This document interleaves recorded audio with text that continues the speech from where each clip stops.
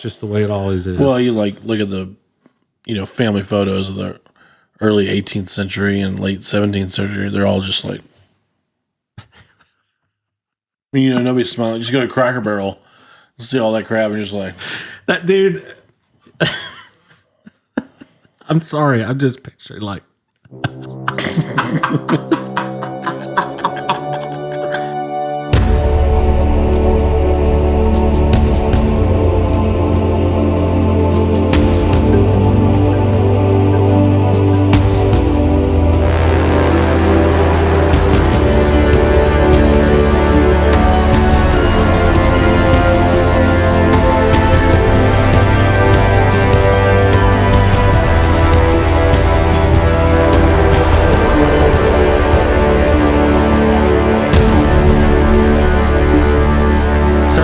Mr. Nathan, chicks. We always want to, have topics to get the plane off the ground, so to speak. People ask, like, how do we organize the show? How do we come up with topics? How do we get it going? And for the most part, we improv, but we at least need something to get the plane off the ground. So, yes, in your point of view, how should we get the plane off the ground today?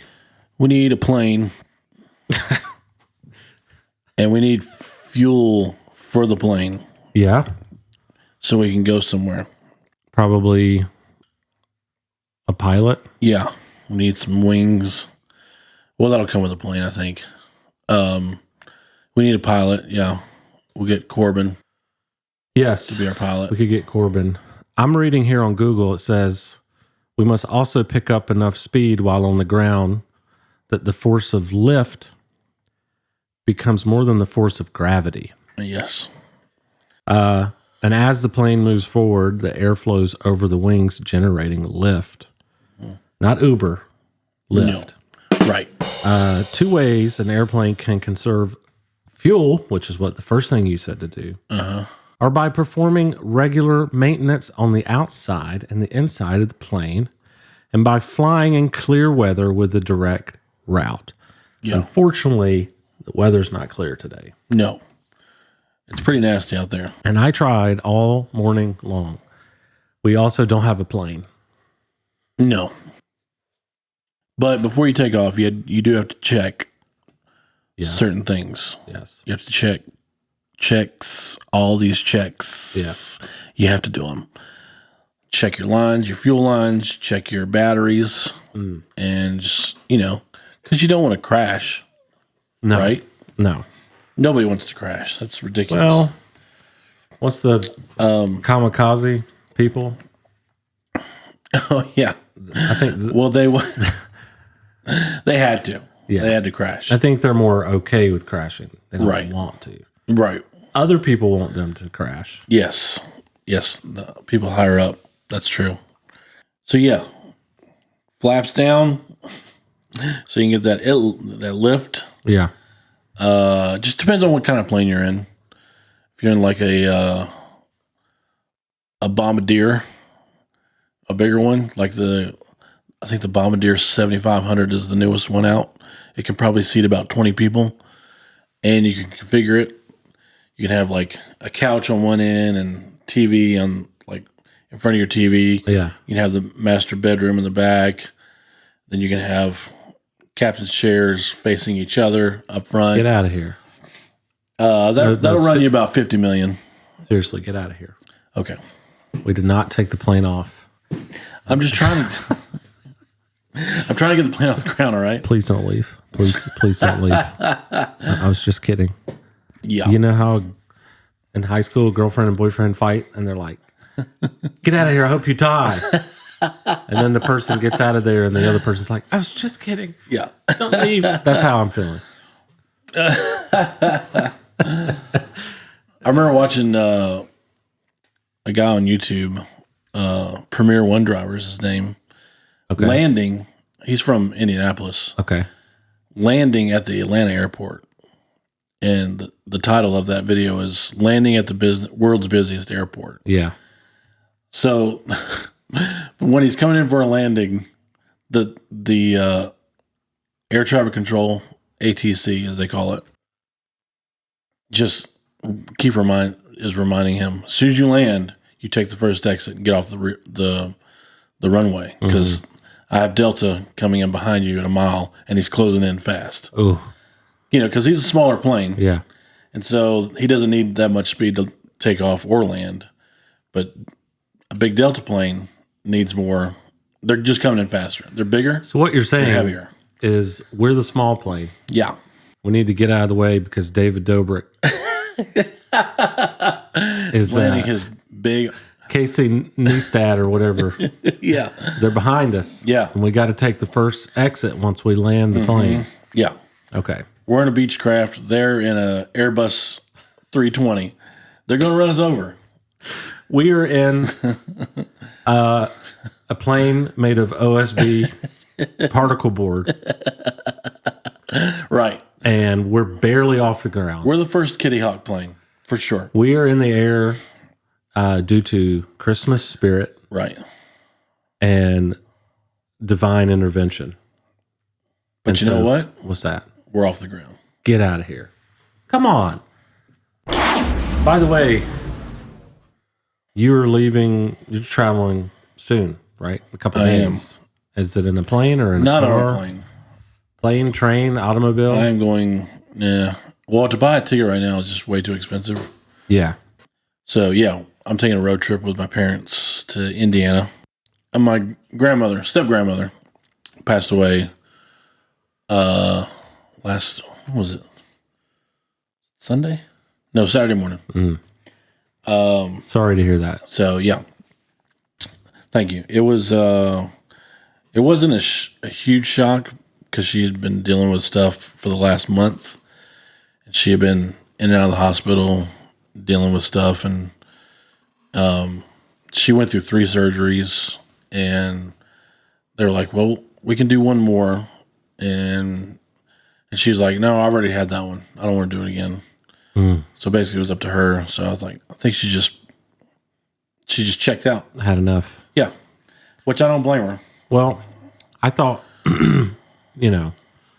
obviously you told me before we started recording. I didn't just find out right now. Right. So I thought, it might be nice for you to share something about her life. Sure. Something nice about her life. So we can celebrate that because, I lost my papa and my nana and my granny like a year and a half. Yeah. And though I was sad and I'd missed them, I think the harder thing for me was watching my parents because it's like, that is their parents. Right. And so I emotionally, I had a harder time watching them. But one of the things that helped me was sharing and hearing stories about like their life. Sure. I just think that's the way to do it. Yeah, so yeah. If you could think of some, maybe we could talk about her life. Well, I mean, I hadn't seen her in a long time. I think the last time I saw her was when my brother got married, which I think is coming up on 15 years now in November. So it's been a while. But, I mean, Indiana's like kind of far away. And hold on. This reminded me. What? About Coach and you guys finding out where you had been born. That's right. Because it's Fort Wayne? Yeah. Okay. So Coach across the street, Coach, if you're listening, what's up? He came over and I got a call from Jared. Coach what? I don't even know his name. Phil. Coach Phil. There we go. I don't ever use it. Looks like a Phil. But it's, Coach Phil. Okay, it's just Coach. Right. But, yeah. Absolutely. He came over, and I immediately had to take a phone call from Jared Poff because the dude literally had a snake in his house. And he was like, oh, gosh. Just trying to, he was like, no, thank you. I need some advice of like, what do you think I should do?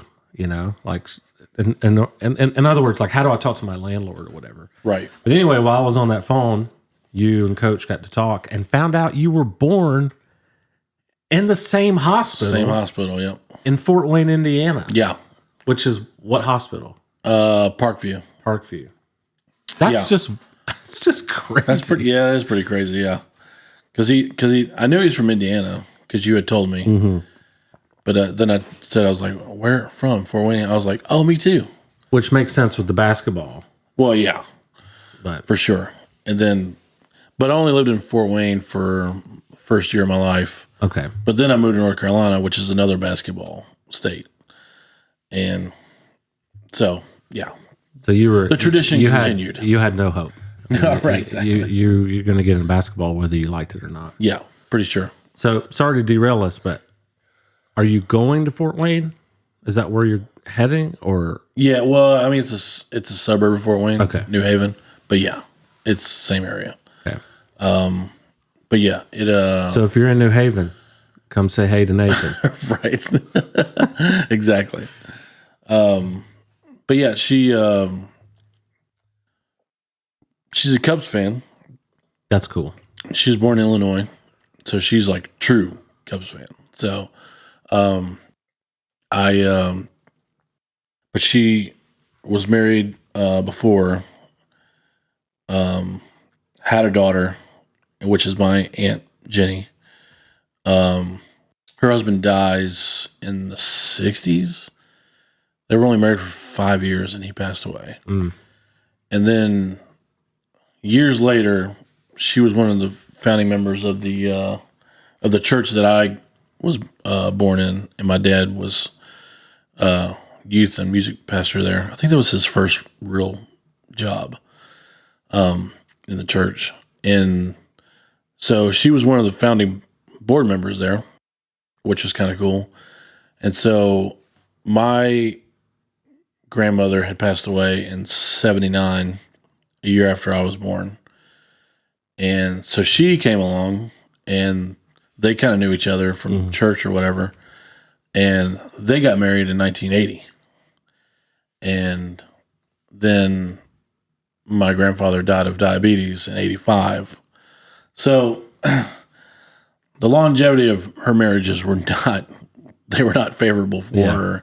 Poor thing. But she's a strong woman. She's super funny. She had a great sense of humor.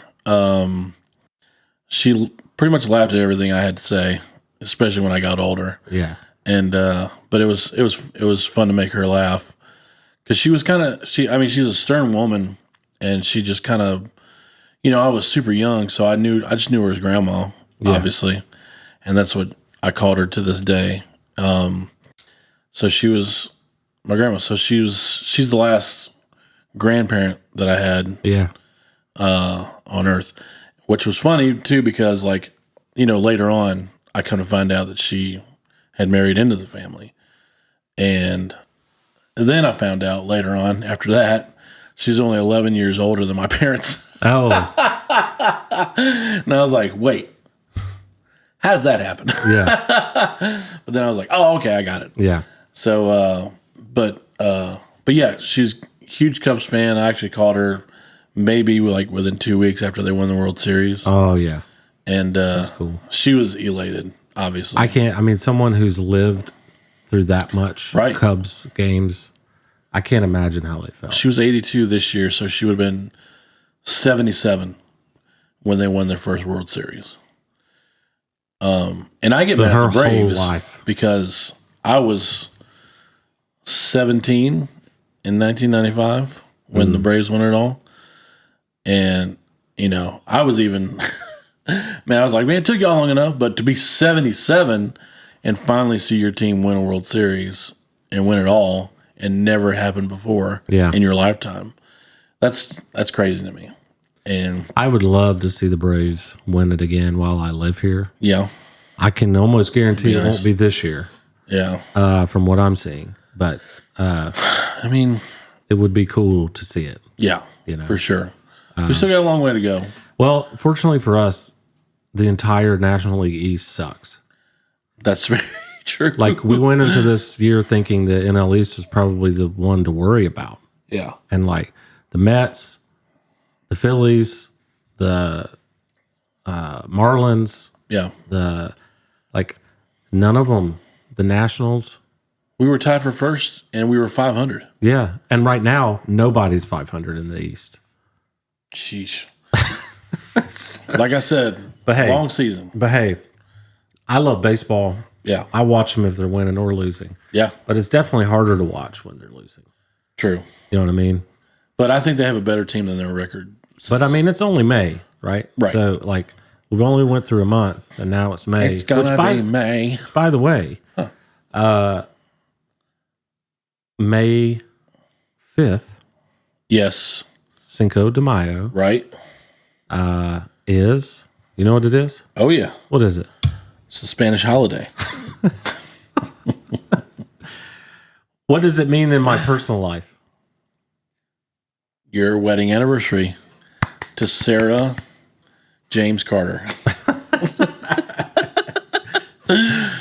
It is my wedding anniversary, my 4th wedding anniversary. 4th, that's right. And I got to say, I'm very, very happy. Yeah. Honestly, I think about this a lot. I don't know of any woman that could be as good to me and put up with me better than my wife. I mean, she's amazing. And that's cool. that day was cool too. You had Fun day. You had a huge part with that day being Such a fun day. in the wedding and Yes. DJing the wedding. Mm-hmm. So that really was a fun day. Yeah. And it was great. what a lot of people don't know is you were like instrumental in my proposal, right? I was. So I'll share a little bit about this. It's funny, I've never Instrumental being the key word here. That's true. Yeah. I never really thought about sharing this, but I remember I came to you and I said, "Hey, I'm going to propose to Sarah Carter," and you were like, "Will you shut up? I'm on Instagram." And No, it's Facebook. Wasn't too big on no, you Instagram were right obviously excited. now. And I said, "Hey, it would mean a lot to me if I could brainstorm with you about like how to do it. Yeah. I have a few ideas." And so I think we went out on the patio, right? Yeah. Smoke cigars as we do. Right. And so I had this idea. Solves all our problems. I had this idea to go to an antique shop, and each sort of segment or section of the antique shop be a different memory and like have artifacts of what that memory is, like a story of our relationship, because she's all about a story. Illustrations. Yeah. And I was like, and then at the end of that, would be the next chapter of the story, which is me. And granted, though that alone was a good idea, you were like, I hear you, but what if every section of the story had a song with it? And I was like, Yeah. sounds like a lot of work. Yeah. And you were like, yeah, let's do this. And so you picked out almost every song. You remember this? Yeah, because I'd ask you to give me the background. Yeah, I would tell. Oh, that's right. Yeah, I'd tell you. So, like, the first one was Where We Met, which was Chattahoochee Coffee. Right. And so you were like, let's play Way Down Yonder on the Chattahoochee by Alan Jackson. Yes. And then one of them was, it was around Christmas when we got back together after we broke up. That's right. And you picked the Coldplay song Christmas Lights. So it wasn't just silly. There were like actually good songs in there too. Sure. And then there was a part where my Nana and Papa had passed. Yeah. And so you picked Great Is Thy Faithfulness. And then I'm trying to remember, there were some funnier ones that you did that were just Oh, yeah.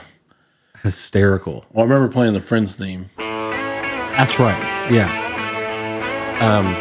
Yeah, because, well, you tell the story behind that one.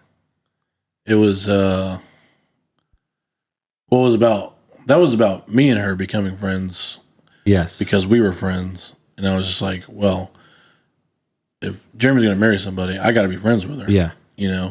And so then I learned that she likes the show Friends, and so did I. Yeah. So I was like, oh, that's cool. So we had that in common, and she liked to dance, and I like to dance. We definitely had that in common. Yeah.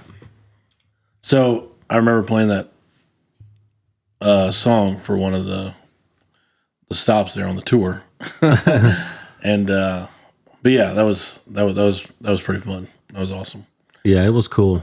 And I had Cody Dahl come down and take pictures. And Yeah. but the one thing I should add is that you were the tour guide. Right. Oh, you know what's pretty funny? I just now remember this. Huh. So everyone that has proposed before knows that this is part of the equation. Most women when they propose, they want to kind of be dressed up. And more importantly, they want to have their nails done. Mm-hmm. And I had hinted to her that sometime in the next 6 months, just always have your nails done. I'm not going to give you your time. Yeah. And but then I was like, I want to fool her. Yeah. I don't want her to know what's going on. Right. But I also want her to be like dressed up. Sure. Like, how can I do this? Yeah. So I made up this story that Dustin Akui was doing an underground theater reenactment of Hamilton. That's right. And it was in Lilburn. Yeah. And I knew at the time, like, she liked theater. Yeah. And I knew she would buy the fact that Dustin was doing this. Sure. I even text Dustin. Yeah. To tell him this is the lie. You're right. And he was like, dude, this is hilarious because it's kind of believable. Yeah, for sure. And so I told her that it was. That and that's why I told her, because I wanted to lock in a particular date. Right. Because I had to reserve the antique store. Yeah. So you had to get there before me. Mm-hmm. And so and Cody did too. Yeah. So when we got there, we pulled up to her favorite antique store, and she's like, "What are we doing here?" I was like, "It's actually in the back, this underground theater thing or whatever." And then we got out of the car, super underground, and I opened the antique store door, and she was like, "What are we doing?" She still had no idea. Right. She really didn't. Yeah. And then because weren't they closed? Oh yeah, it was after hours. Yeah. That's what she said. She's like, they close at 6. That's right. And when I grabbed the door and it opened, she was like, what? Okay. And so then we walked in, turned right, and there you are. Yeah. Dressed to the nines. Yeah. You're the tour guide. Uh-huh. And I was like, Nathan will take it from here or whatever. And then I walked this way. Yeah. That's when she knew what was happening. Right. For sure. And walked through all the stuff. Yeah. And then at the end, I asked her to marry me, and it was cool because they did a paper about it, like the local Gwinnett whatever. Yeah. Did a write up, so I have that for my kids one day. Mm-hmm. So, but not only did you have a part in the wedding and the DJing, but you had a very important part in the proposal. Yeah, I had to lead her to you. Yeah. All over again. So I don't know, man. I don't know. I thought that was pretty special for me. I'll never forget that.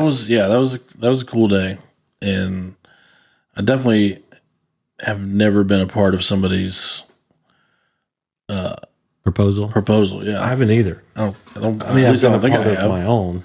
Yeah, but it was crazy, man. I can tell you, there are very few things in my life I've been more nervous than that. Like, even though I knew she was going to say yes, right? Like, we talked about it. It's not like it was going to be a surprise, but like, yeah.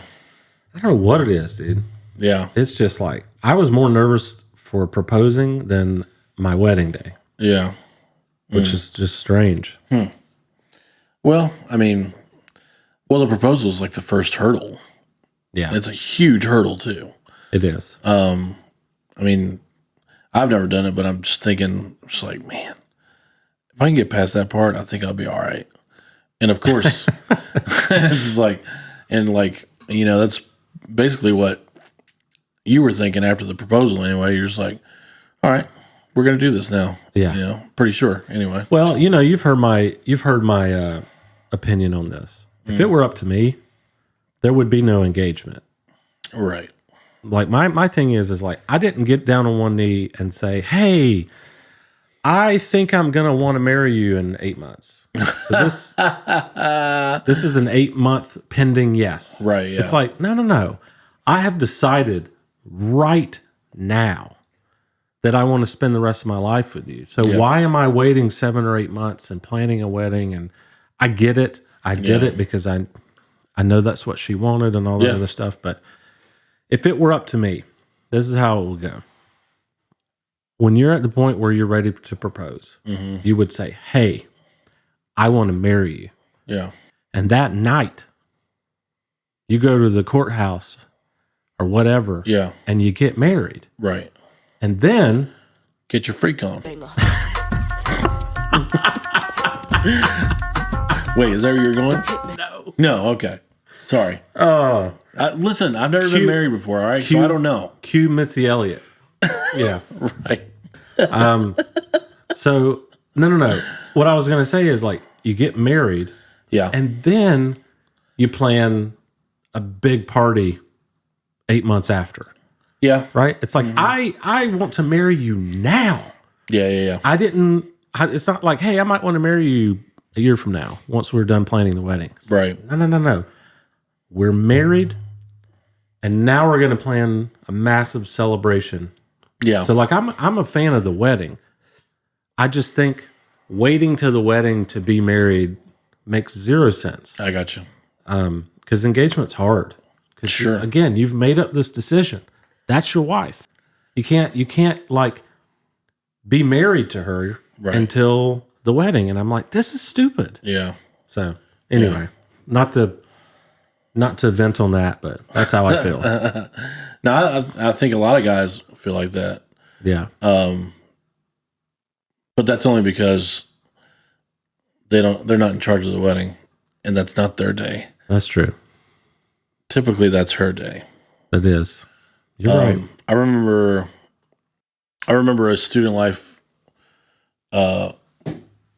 pastor. He closed the weekend with this saying right here. And he was known to be like the guy that is kind of on the, he's like the on the edge pastor, he's kind of edgy and stuff like that. Just never went over the edge. He was a cool guy. I liked him a lot, actually. And but his last thing he said, he was like, listen,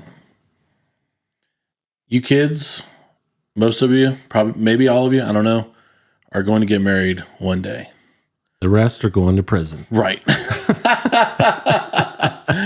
Talking to you, Ace, or whatever your name is. Ace. Talking to you, Bryce. See, Bryce, yeah. Bruce, definitely. Slade. Definitely Slade. He's going to jail for sure. Slade's going to jail. If you're Slade watching this, we're kidding. So sorry. Yeah. Please don't kill me. And if you're watching from jail, tell all of your inmates to subscribe below. Hit that thumbs up. Yeah. Yeah. That's great. Hit that thumbs up. Don't drop the soap. And yeah. But if you do drop soap, while you're down there, just yell, subscribe to Twerk Ethic.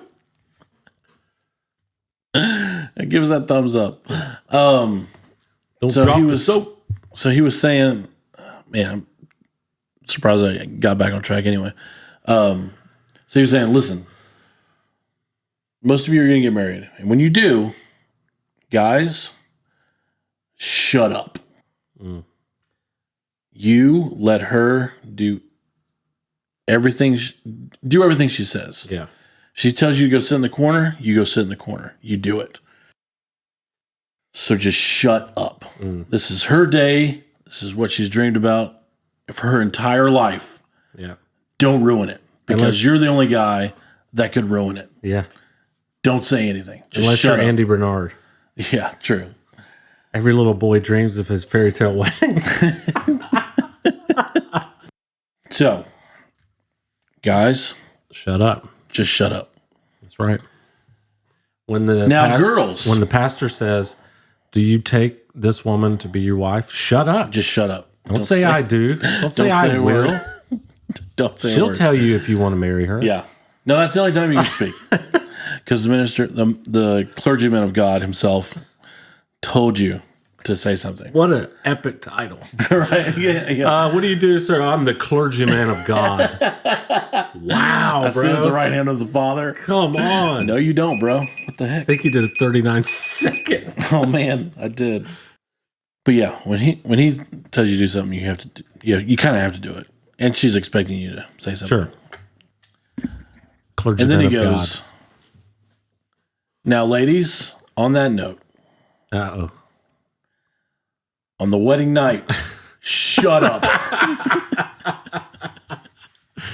He has dreamed about this night his whole entire life. Dude, talk about delivery. I tell you what. It was the best, bro. The delivery is so good. I had no Kids idea. were just going insane. I had no idea that was coming. That actually really just caught me off guard. Oh, really? He has dreamed of this night his whole life. That's Dude, it was That's good. perfect. It was so good. That's hilarious. Oh, man. Well, I can tell you why your wife wants or your fiance wants you to help, but doesn't want you to help at all. Right. It's She's is like, what it is. you'll mess everything up. But anyway, coming up in May, 2 days from now ish, yeah, it's my anniversary, Right. and then soon after that is Mother's Day, Yes. which, I gotta say it, I love my mom.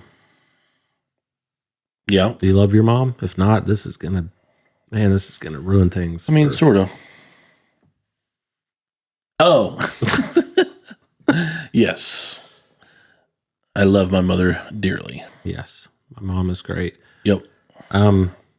Mostly good memories. Probably the bad memories are her pinching me in the arm when I talked in church. Ear flick.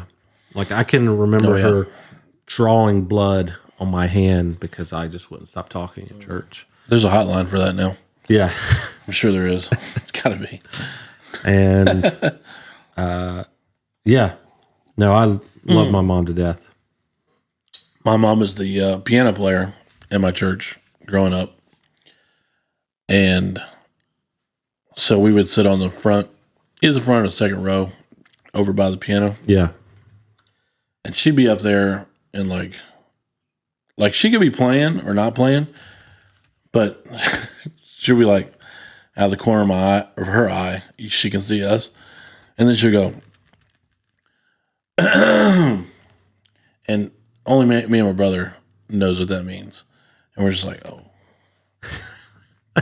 she caught us. I was like, how did you catch us while you're playing a piano piece? It's right there in front of your face. It's just like, and she's not playing anything easy because she's like classically trained. Yeah. And she can sight read anything. So she's playing, They got eyes in the back of their head. pretty difficult. And she's just like,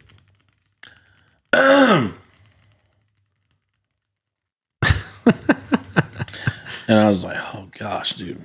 And so that was one of the things. Yeah. The church days, man. Oh my gosh. You knew it was coming. And like my dad, I've told you this, my dad is like tough and direct and all that stuff, but like my mom was too, man. Yeah. You did not play. For sure. She was lovable too, and loving and caring and all the good stuff. Yeah. But you didn't play with her. Yeah. It's dad's mighty hand and my mother's guilt trip. Both made you feel really, really bad. Yeah. Yeah. He's like, oh, you're not coming down this weekend? I was like, no, Mom, I gotta. I'm actually having like hot flashes right now, thinking back. Right? Because like I remember when she'd like, you better have the living room clean before I get home, and I would put it off till 4:55. Right. And she'd get home at 5, and then I just couldn't quite get it done, or I would throw everything under the couch and she would find it. Yeah. And I would get in so much trouble. Yeah. I could tell you this is more about my dad, but one of the things that I remember is I don't know why I remember this so clearly, but he would tell me, I need you to mow the grass before I get home. Yeah. And again, my dad would get home at 3:30. So naturally, I'll try and crank the lawnmower at 2:30. Right. Takes an hour to cut, and I'm going to try and crank it an hour before. Yeah. But I remember this one time he was like, I don't, make sure you have the grass mowed before I get home. I was like, yes, sir. Well, I went out there and I tried to crank it, pulled it, nothing. I said, well, hey, this is awesome. I have an excuse. Yeah. And I can just tell my dad the lawnmower wouldn't crank. And this is where my dad taught me a pretty awesome life skill. But came home and he's like, son, why on earth is the grass not mowed? And I'm like, Dad, don't you worry. In my head, I'm like, oh, he's going to love this. Right. I'm like, Dad, I couldn't get the lawnmower to crank. So he didn't say anything, but he walks out there and he pulls it one time. Yeah. Starts right up. And it starts right up. Then he grabs me by the shirt and he pulls me in and he says, listen to me. The next time I tell you to have the grass mowed, by the time I get home, you go borrow the neighbor's lawnmower. You go knock on that stranger's lawnmower. You walk all the way to Lowe's and buy a brand new lawnmower. You better have this grass mowed, period. You figure it out, son. I'm like, yes, sir, Dad. Yes, sir. Yes, sir. And so it actually kind of like taught me life skill of like, do not ever depend on your excuses. Yeah. And it actually has saved me a lot in my life. I have to say, because it's so easy to be like, oh man, I can just hit him with this excuse and I'll be fine.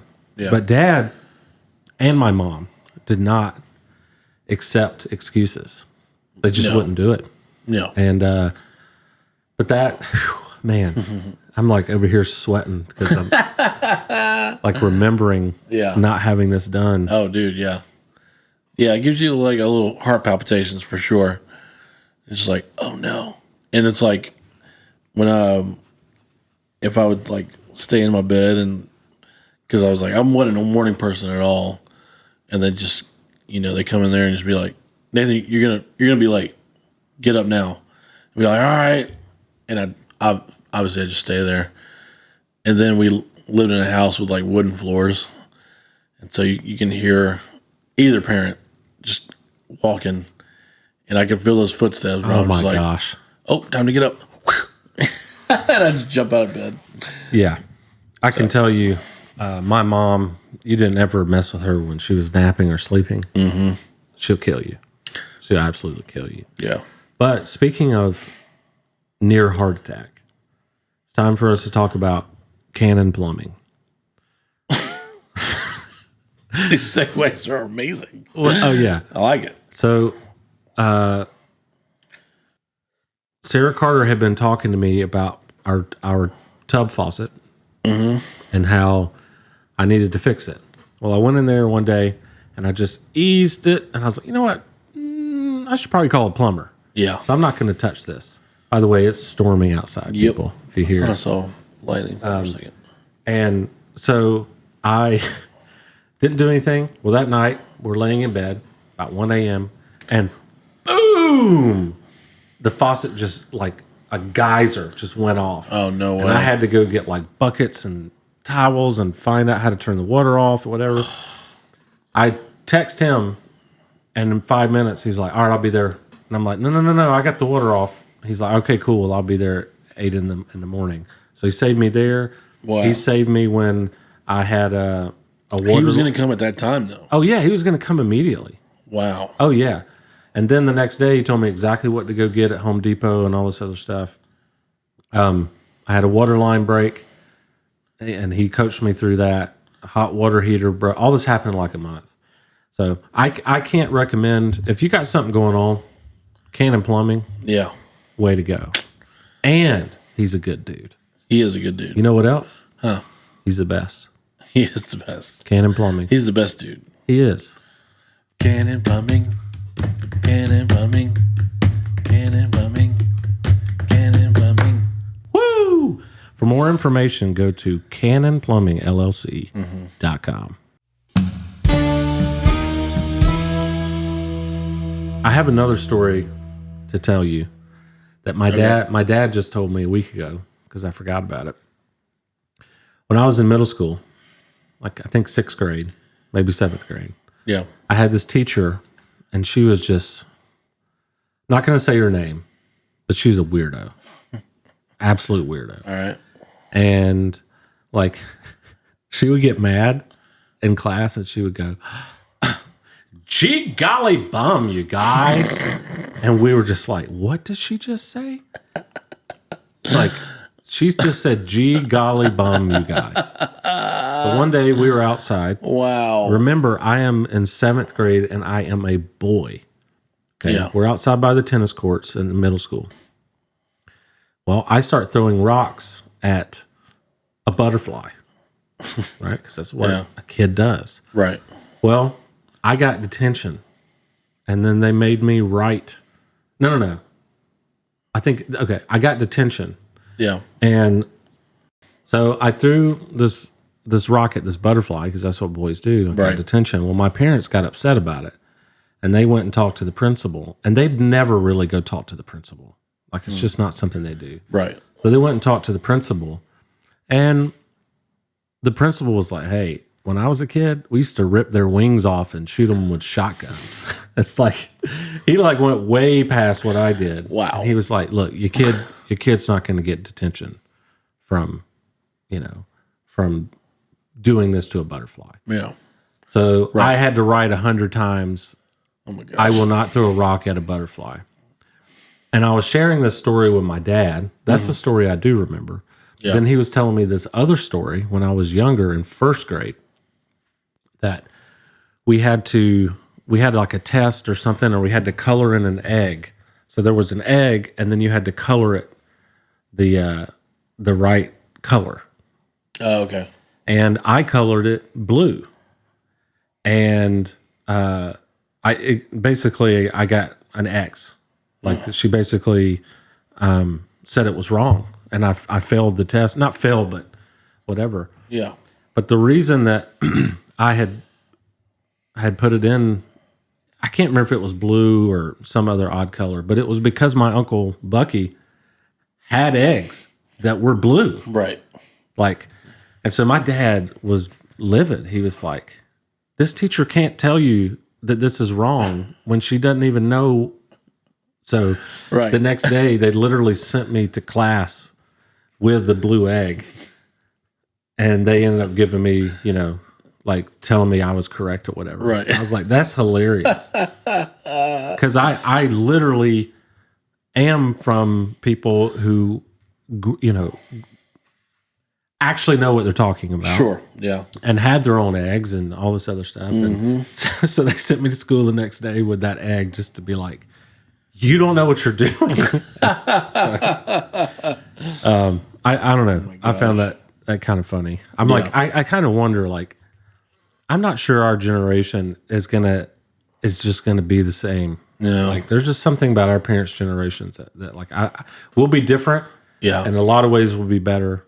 A lot of ways we'll probably be worse. But just like them. Yeah. I'm sure that they would say, their parents were tougher than our parents. Yeah. And then their parents were tougher than them. Right. And that's just the way it always is. Well, you look at the, family photos of the early 18th century and late 17th century. They're all just like, nobody's smiling. Just go to Cracker Barrel, see all that crap, and just like that dude. I'm sorry. I'm just picturing like.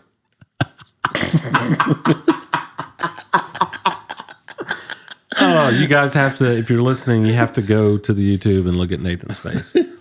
But I'm just picturing, you're right. It's like, this guy looks miserable because, I don't know, he just got in a fist fight with a raccoon, that got into his shed because he's been working outside for 16 hours. Yeah. And 3 of his kids died from, whatever, typhoid fever.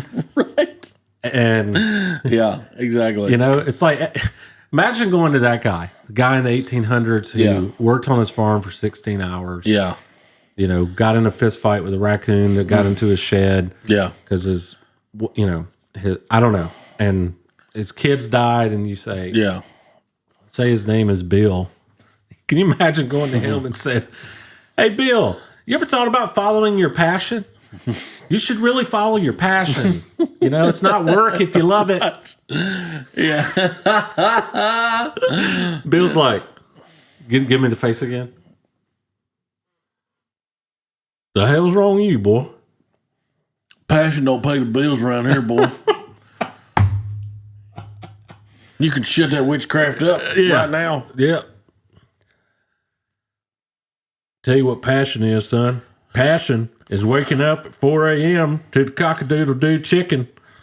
And passion is waking up at 4 a.m. to the cock-a-doodle-doo rooster and working your daggum tail off until you're bleeding and sweating and can't breathe. And then you go to sleep and you do it again. And you wake up and you do it again, and then you die. Yep. That's passion. Work yourself to death. Then you'll be happy. Bill, let me see you smile. How was that?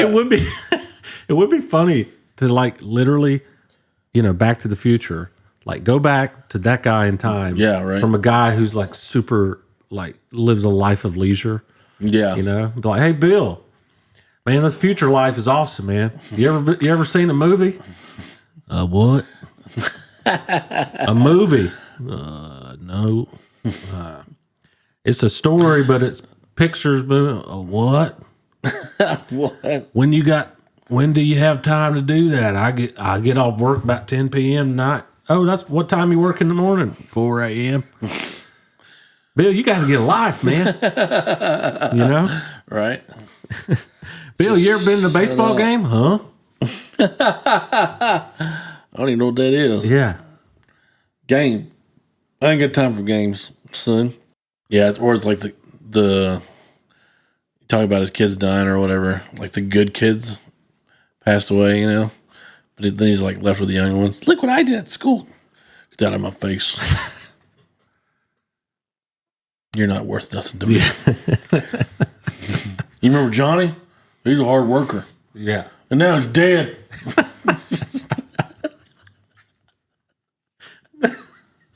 The wrong one died, boy. The wrong one died. I got left with you. What's this one's name? All you do is swim in the mud puddle. You kick your feet, you get your dad all wet. You chase those little girls around. Girls will ruin your life. Just work. Ellery, what's this boy's name? James. I don't like you at all. What? Did you say quiet? I said no, Wyatt. Oh, Wyatt. Wyatt. Just did like a little Sam Elliott there. Theodore. Yeah, I liked old Theodore. He killed I think he killed his grandma and his cousin Leroy.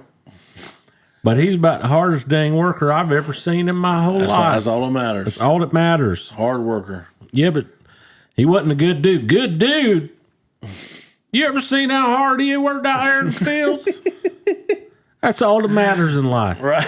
Imagine talking to someone like that about, you know, your passion. Hey, Bill, you ever struggle with anxiety? Huh? What? With anxiety, you ever worry about the future? I ain't got time to worry about anything. You know what I worry about? This field getting plowed. Field. I know when I've got to do it. Yeah. And I got it, you know I just met you, son, and you're from the future, but you about as useful to me as that pig slop. Anyway. See you laying over the corner? That's you. Anyway, with that, we're at the end of the episode already. Always goes pretty fast for me. It does go pretty fast nowadays. But, you know, it's a good one. And can you imagine old man Bill talking to him about a podcast? you know that's got to be our thumbnails, right? Just old pictures. Just old family. Yeah. Smile, everybody. What do I smile about? Well, Bill, you should be happy for what? Because you got everything you could want. My blisters are on my finger. My fingers are bleeding from the blisters. And my feet look like a dried up riverbed. Why do you think I should be happy right now? I fought in the Civil War. I lost 13 of my friends. I lost both my daughters. I don't love my wife. And I'm dirty. I haven't bathed in about 37 days. I smell bad. I ain't got no money. My ribs broken. But I get up anyway every day at 4 daggum a.m. to that daggum cockadoodle rooster, boy. And you telling me you just talk on the radio for fun? You just talk about nothing? And that's your passion? And that's your passion? You just talk about nothing? How about I drown you right here in that river, boy? Because you on my nerves. Why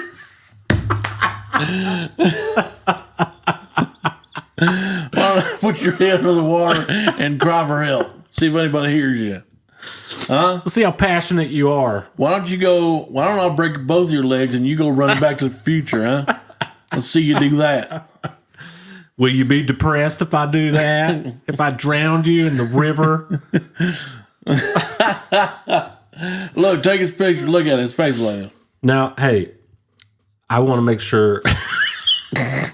That's great. I want to make sure people know I'm not downing depression and anxiety. You know, it's a real thing. It's real. I struggle with I anxiety. don't know why I'm laughing, but it is a real thing. It is just funny to think about if I went back to 1800s Bill. Yeah. And said, "Hey, Bill, I couldn't sleep last night because I was worried about my meeting in the morning." Well, what's your meeting about? Well, be honest with you, Bill, it ain't really about anything. And I do it from the comfort of my home. Boy, you work inside? Yeah. And we actually have air conditioning. Air conditioning? What are you stressed about, boy? Did you wake up in the morning? Yes, sir. That's all that matters. Yeah. And that you work hard. Listen, if you wake up in the morning feeling like P. Diddy, then you're okay. You're okay. So who was P. Diddy back in that day? I was trying to think of you know what? J.P. Morgan. J.P. Diddy Morgan. And his associates. The whole Diddy of them. J.P. and his Diddy. Yeah. Well, the founder. With that, dude, we got to say bye. Yep. So, cheers to another episode. Yes, sir. What was this, episode 19? Number 19. Y'all, want y'all to have a good Lord in the week. But what I really meant to say is have a good week in the Lord. There you go. And if you're feeling anxious and depressed and that your job sucks, just remember Bill from the 1800s. Miserable. He had it worse. And he couldn't get out of it. No. That's what he had to do. He literally worked himself to death. Yeah. So with that, bye. Everybody have a good week. See ya.